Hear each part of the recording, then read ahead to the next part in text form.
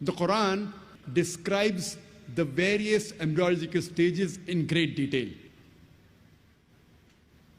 The Quran mentions in Surah Mu'minun, chapter number 23, verse number 12 to 14, that we have created the human being from a quintessence of clay, then made it into a nutfah, a minute quantity of liquid, then made the nutfah into alaqa, a leech-like substance, then made the alaqa into mudga, that's a chewed-like lump, then made the mudga into izama, bones, then clothed the bones with lahem, that is flesh, and then we made a different creature. Glory be to Allah, who's the best to create.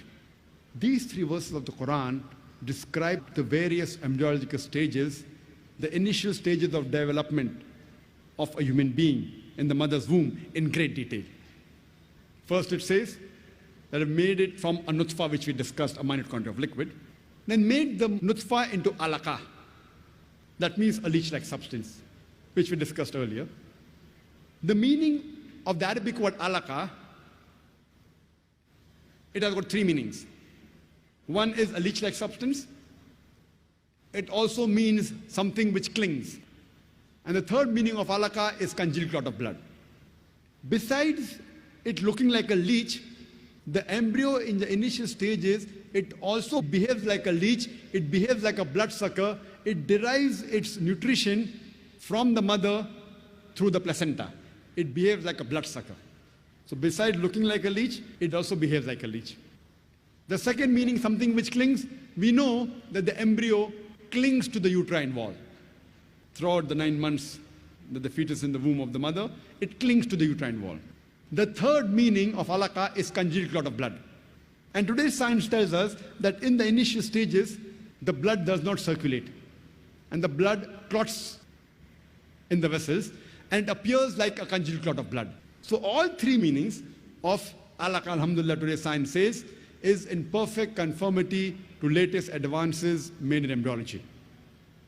It further says, we placed it in a qararim makin, a place of security. And we know today that the fetus is protected posteriorly by the spinal column, the backbone, as well as the posterior muscles. And anteriorly it is protected by the anterior abdominal wall, by the amniochorionic membrane, as well as the amniotic fluid, which protects the child. So the science today testifies that the child is well protected in the womb of the mother. It further says, we made the alaqa into a mudga. A mudga means a chewed-like lump. So Professor Keith Moore took a plasticine and made it look into a leech-like substance, initial stage of embryo, and then placed it between his teeth. He bit it to make it appear like a mudga, a chewed-like lump. And when he saw it, the teeth marks, it resembled the somites from where the nerves develop. And the Quran continues, we made the mudga into izama, bones, then clothed the bones with lahem, that is flesh. Then we made it altogether a different creature. So what does the Quran mean that we made it into altogether different creature? Till this stage of mudga, izama, lahem, chewed-like lump, bones, flesh, till this stage, today science tells us, the initial stages of development of a human being is similar to the development of a fish, rabbit, and many other animals. Only after this stage does the human development differ in looks, where we have a head, then we have limbs. Then the Quran says, we made it into a different creature. Glory be to Allah, who's the best to create. Imagine, the Quran describes the various embryological stages in great detail.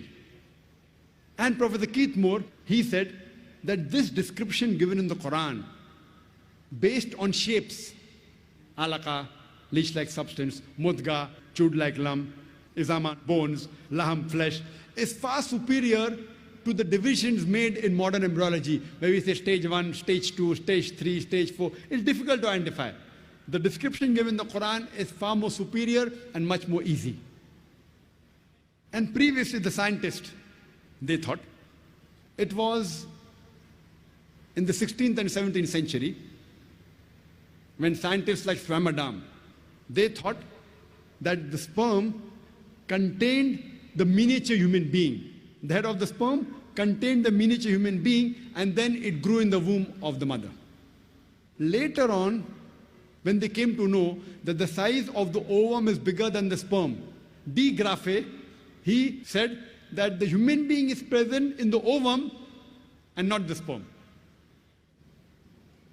Later on in 18th century, Maupertuis, he propounded the biparental theory that both the ovum and the sperm is responsible for the creation of the human being. They fertilize, they form the zygote, which the Quran has described in great detail.